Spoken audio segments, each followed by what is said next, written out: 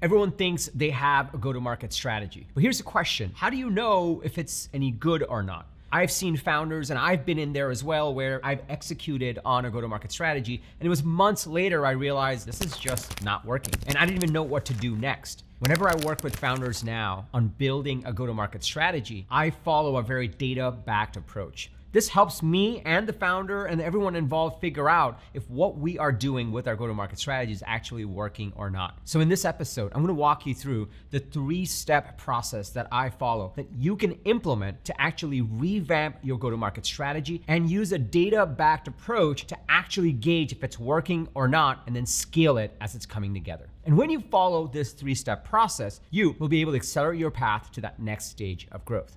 Intro.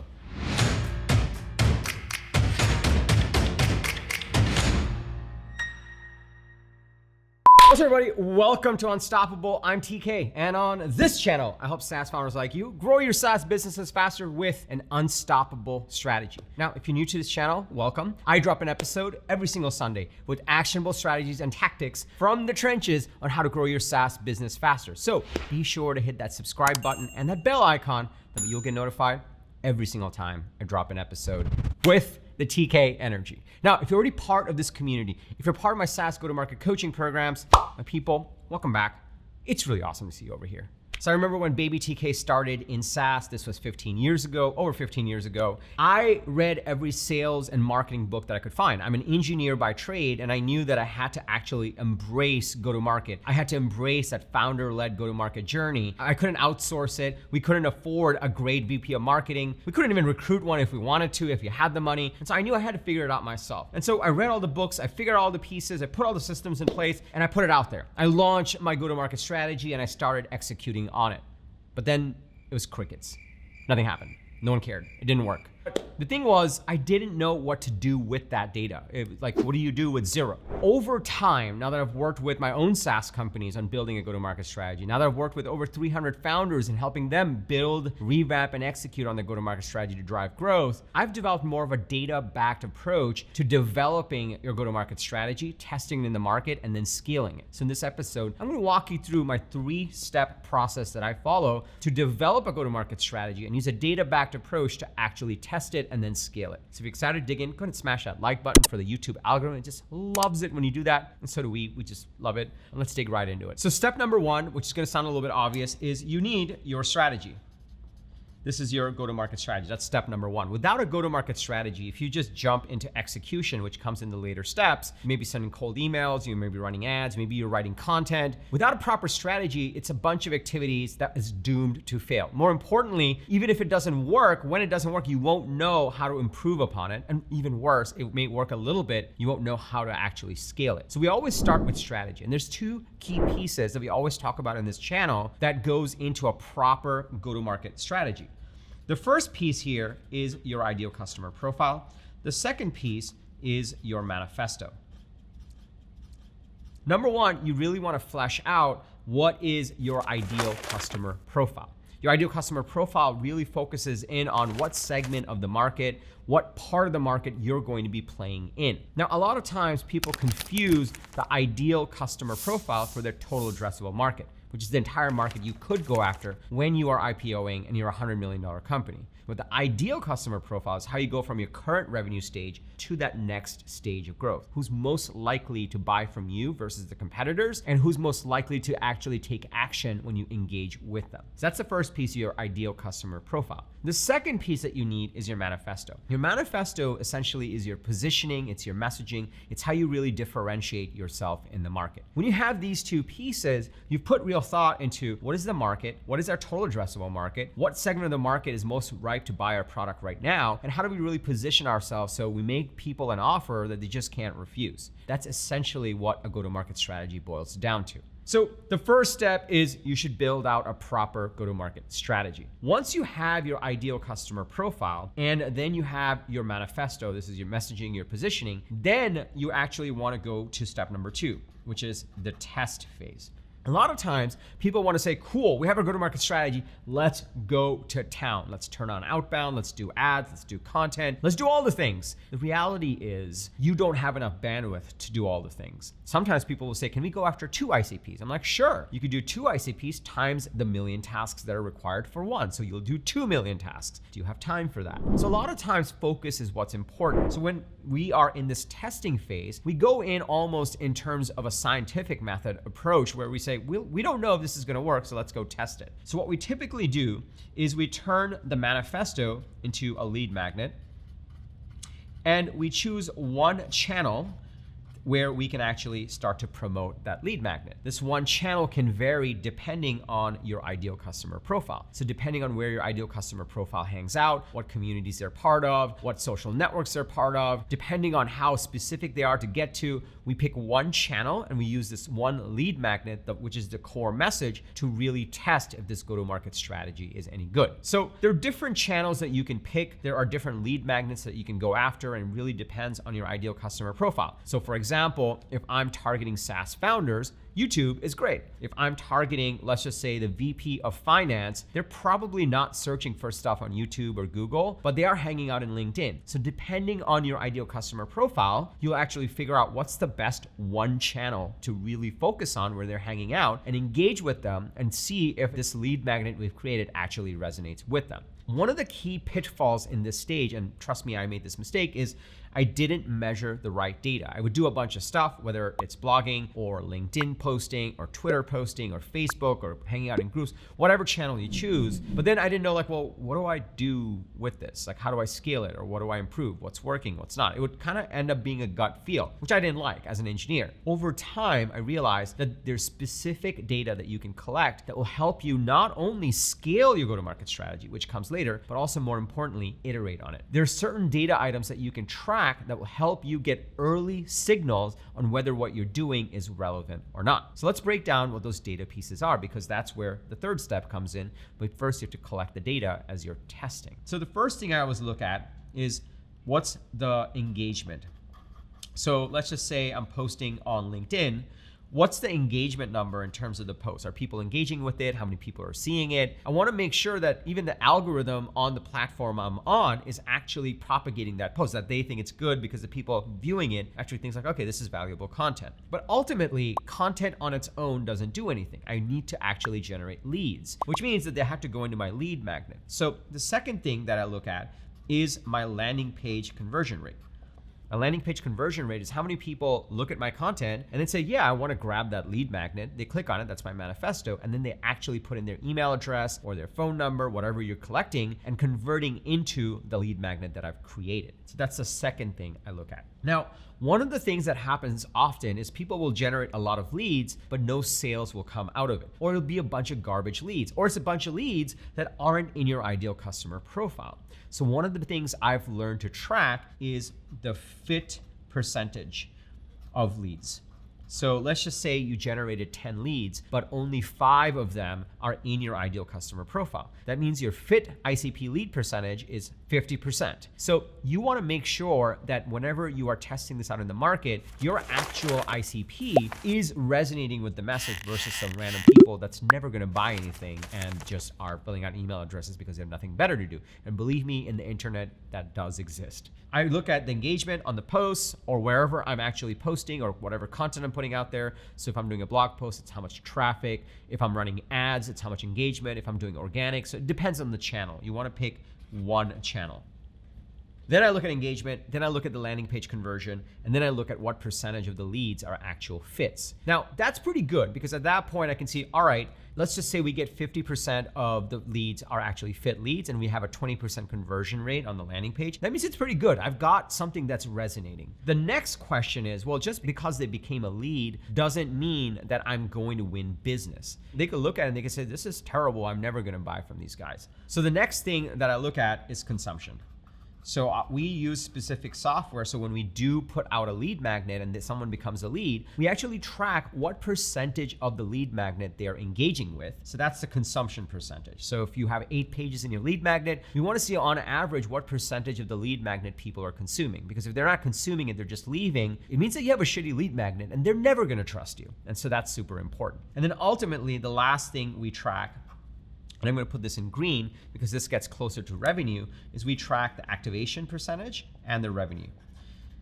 The activation percentage is how many people, after looking at the lead magnet, take the next step in the sales process. This could be starting a trial. This could be booking a call. So we want to look at that. And the final piece is how many of these leads converted to revenue. So this alone took me 10 years to truly learn and hone in on. And this is one of the things that I encourage every founder to do when I work with them. We actually say, look, let's build out the strategy, then let's go test it. We turn the manifesto into a lead magnet. We then do one channel, and then we make sure that we are engaging in that channel with our ICP to get them to notice our lead magnet, convert in the landing page, make sure that they're actually ICP leads, and then they're actually consuming the lead magnet and then turning into revenue. Now, this is one of the most important aspects of the data. The reason this is a very data-backed approach is you can actually look at this and get early warning signals on if your lead magnet, if your messaging, if your go-to-market strategy is any good. Meaning, if they're looking at the content but not going to the landing page, your go-to-market strategy is not good, so go back to zero. But if they're looking at it, but they're not converting on the landing page, well, that means you're onto something. So you can tweak the landing page. If they're looking at the landing page, but it's not quality leads, then go back to square one. You're maybe on the wrong channel. You're not connected to the right people. But if you are actually converting the leads, but they're not doing anything after that, they're not buying, they're not starting a trial, they're not activating, they're not converting to revenue, it means your lead magnet, your manifesto is terrible. A manifesto requires some deep work. I do a lot of work on developing a really quality manifesto when I'm working with SaaS founders. And so there's a very good chance that you might be generating the leads, but they're turned off by the manifesto that you have. It's not resonating with them, so it's not converting them to actually activate, take the next step in the process, or actually convert to revenue. These are the key things that you want to be testing for and calculating in terms of the data, because that's going to allow you to figure out, do I have something that's working, or do I need to go back and iterate on it? And if I'm going to go back and iterate on it, do I actually iterate on the manifesto? Do I iterate on the ICP? Do I iterate on the channel? All these different variables, it becomes easier to understand what the next best step is. Okay, so now when you have these pieces in place, that's where the third step comes in. Before I go to the third step, let me just pause here for a second. Are you starting to see the power in this? The power in this is that instead of just guessing at execution, you first create a strategy. Once you have a strategy, then you say, cool, let's go execute and test it. And then as you're testing it, you're tracking the right data to understand what's working and what's not. And based on that data, you're then knowing what to iterate on. This is incredibly powerful. And this process, this 3-step process, I'm gonna give you the third step in just a moment, has saved me and any founder I've worked with so many months, because now we actually have something to tether ourselves to and say, cool, here's what we do next. If you're starting to see the power in this, can I just get a yes in the comments below? And also smash that like button for the YouTube algorithm. It just loves it when you do that. Also, if you're in this stage where you're building out a more scalable go-to-market strategy and you're looking to drive revenues, but you're like, TK, I'm not sure how to actually create an ICP. I thought I had an ICP, but I think it's more of a wish list. Or I have a manifesto, or I tried creating one, but it sucks. No one cares about it. Or I'm trying to operate in a channel, but I don't know how to pick the right channel or how to set up the landing page or track all these metrics. If that's you, then this is why I created my SaaS go-to-market coaching program. Inside of this program, we work one-on-one to make sure that you're set up for success and actually implementing these key principles. Now, you don't have to go anywhere right now. I'll tell you more about it at the end of this episode. Let me tell you about step number 3, which brings it all together, and then we can take it from there. Okay, so step number 3 is the fun part. Depending on these metrics, and I stayed away from including some hard metrics here because it really depends. It depends on your ICP, it depends on the manifesto, it depends on the competitive dynamics, on your sales cycle. So these metrics are things that I look at with founders depending on the go-to-market strategy and what they're playing with to understand, okay, where are you and what do we need to tweak? And so the important part here is you establish these metrics. And when you look at these metrics, then you kind of decide, okay, do I actually go and iterate on my go-to-market strategy because nothing is working? Or do I go scale it? And that's step number 3. Step number 3 is scale. Once you have a message that works, once you have a manifesto that really hits, once you have an ICP that's like, yep, take all my money, I want to buy your product, then you can start to scale it, which means that you can actually do multiple channels. Once you know that your strategy is working and your message is working, you can also do paid. In the beginning, you might be burning cash and you might not even know if the targeting's right or any of these things right. But once you know this works for your ICP, it's a lot easier to justify spending money on ads and other paid channels to actually drive demand. Once you have these pieces and you know it's working, you can go into what I call beast mode.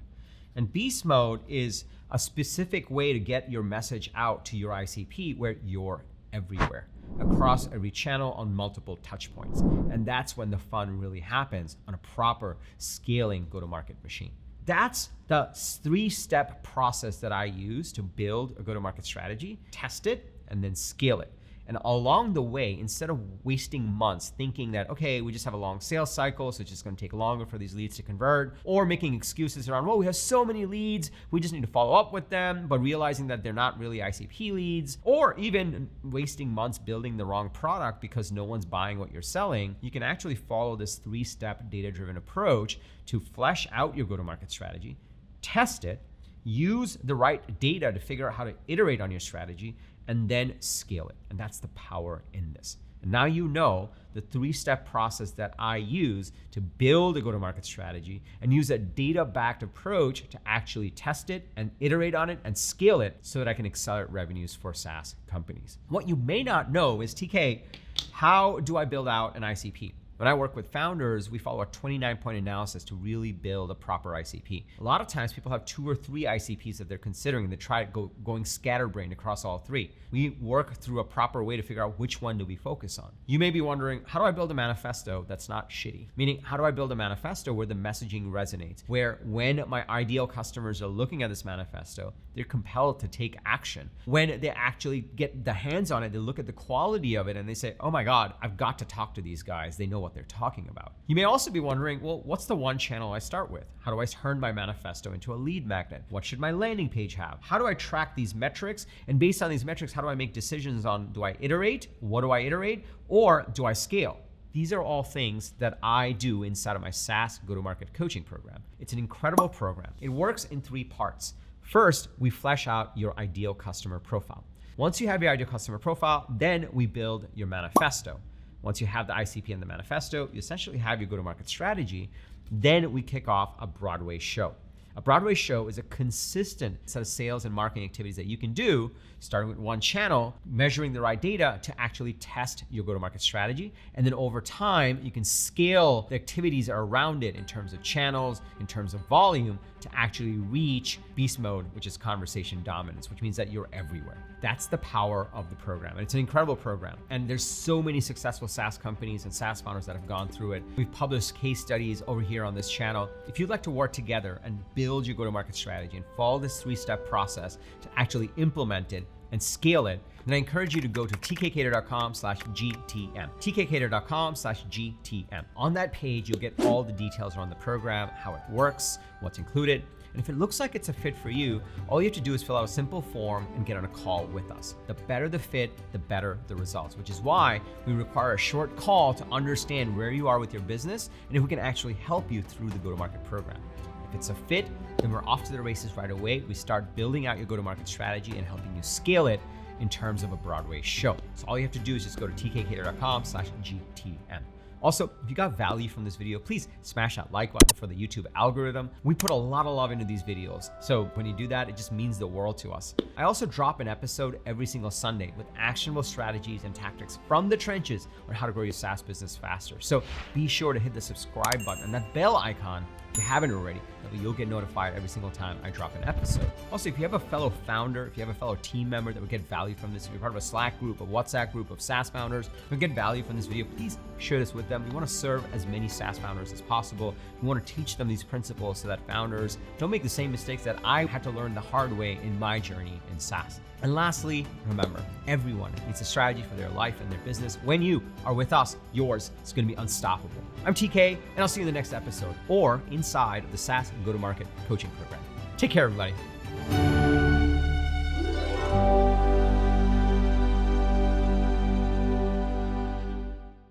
If you'd like to work together and you want to learn more about this go-to-market, let's do that. Sorry, it's been a long day.